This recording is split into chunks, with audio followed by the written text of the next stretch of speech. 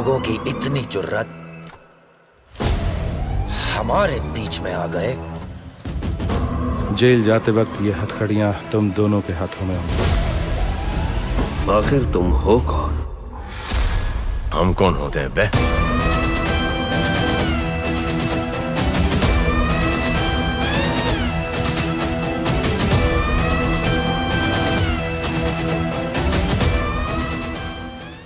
किसने की है आखिर फाइल की चोरी? कौन है एजेंट अजय? क्या राज जानता है अयंगर को? नमस्कार दोस्तों, एक बार फिर से आप सभी का स्वागत है बॉलीग्राज स्टूडियोज में और मैं हूं आपके साथ अनुष्का त्यागी। जवान आतली कुमार द्वारा निर्देशित SRK की अपकमिंग फिल्म है जो 2023 के मध्य में आने वाली है। फिल्म में आपको कई किरदार देखने को मिलेंगे दोस्तों, जो सीक्रेट एजेंसी के तहत तक हमें ले जाने का काम करेंगे। जवान में SRK डबल रोल में नजर आएंगे जो उनके फैंस को अच्छा खासा एंटरटेन करेंगे। तो पिछले वीडियो में हमने देखा कि कैसे शिवा यानी कि SRK डबल रोल में अपने पिता और अंकल अजय यानी विजय सेतुपति के बारे में लक्ष्मी यानी दीपिका पादुकोण को बताता है। शिवा के अनुसार अजय ने रॉ में कुछ साल सर्विसिंग देने के बाद अपने पोस्ट से सिर्फ इसलिए रेजिग्नेशन दे दिया क्योंकि उसे चंद्रशेखर यानी अमिताभ बच्चन द्वारा किए जा रहे पार्शियलिटी से परेशानी थी। शिवा के अनुसार जब उसके अंकल ने रॉ को छोड़ा तो उसके बाद चंद्रशेखर को खबर मिली थी कि उसके अंकल बहुत बड़े क्रिमिनल बन चुके हैं जो रॉ की सिक्योरिटी के लिए खतरा साबित हो सकते हैं, और इसी वजह से रॉ ने अजय के भाई राजवर्धन यानी SRK का सहारा लिया ताकि वो अजय को मार सके। अब ये कहानी दोस्तों यहाँ से आगे बढ़ती है।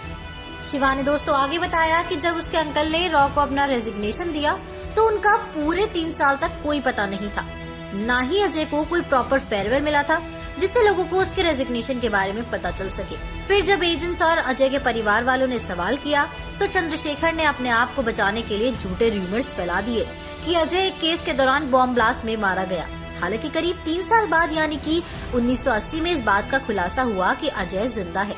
हालांकि वो अब एक ड्रग माफिया बन चुका था जिसके पास अब रॉ की इंटरनल डिटेल्स है, जिसे रिवील कर अजय कभी भी चंद्रशेखर या फिर पूरे रॉ को खतरे में डाल सकता है। और अब क्योंकि वो एक क्रिमिनल बन चुका है इसी वजह से उस पर अब कोई भरोसा भी नहीं कर सकता। चंद्रशेखर अजय के बारे में जानकर काफी परेशान था और इसी वजह से उसने एजेंट विजय यानी अजय देवगन को कहकर ऐसे आदमी की तलाश करने को कहा जो रूप बदलने में माहिर हो। विजय ने जब चंद्रशेखर के कहने पे रूप बदलने में माहिर आदमी की तलाश करनी शुरू की तब उसे राजवर्धन के बारे में पता चला, जो पूरे तमिलनाडु का सबसे माहिर थिएटर आर्टिस्ट है और वो कभी भी किसी भी रूप में आसानी से ढल सकता है। विजय राज को सीधे चंद्रशेखर के पास ले गया, जहाँ पे राज का नाम जानने के बाद चंद्रशेखर समझ चुका था कि राज कोई और नहीं बल्कि अजय का ही भाई है। हालांकि ये जानते हुए भी चंद्रशेखर ने राज को एक ऐसे केस पे भेजा और वो था डॉन अयंगर यानी विजय सेतुपति का पता लगाना। लोगों का मानना था कि डॉन अयंगर मर चुका है, पर चंद्रशेखर को इस बात पे शक था और इसी वजह से वो एक अच्छे एजेंट को इस केस पे भेजना चाहता था जो डॉन का पता लगा सके।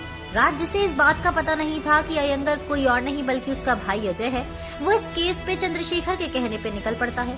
हालांकि जब उसे केस के दौरान इस बात का पता चलता है कि उसका भाई जिंदा है और वो अयंगर है, तब राज काफी ज्यादा हैरान हो जाता है। शिवा उसके आगे बताता है कि उसके बाद उसके अंकल और राज का क्या हुआ ये किसी को नहीं पता। हालांकि कुछ महीनों बाद यही पता चला कि अयंगर यानी कि अजय को देशद्रोही घोषित कर दिया गया है। वहीं राज को अजय की मदद के आरोप में फंसा दिया गया था। तो दर्शकों, आपको क्या लगता था? क्या था 1980 का पूरा मामला? क्यों राज को फंसाया गया? आखिर कहाँ है राज? क्या वो सच में मर गया है? जानने के लिए बने रहिए और देखते रहिए बॉलीग्राज स्टूडियोज को। हमारी आज की राइटर है ख्याति।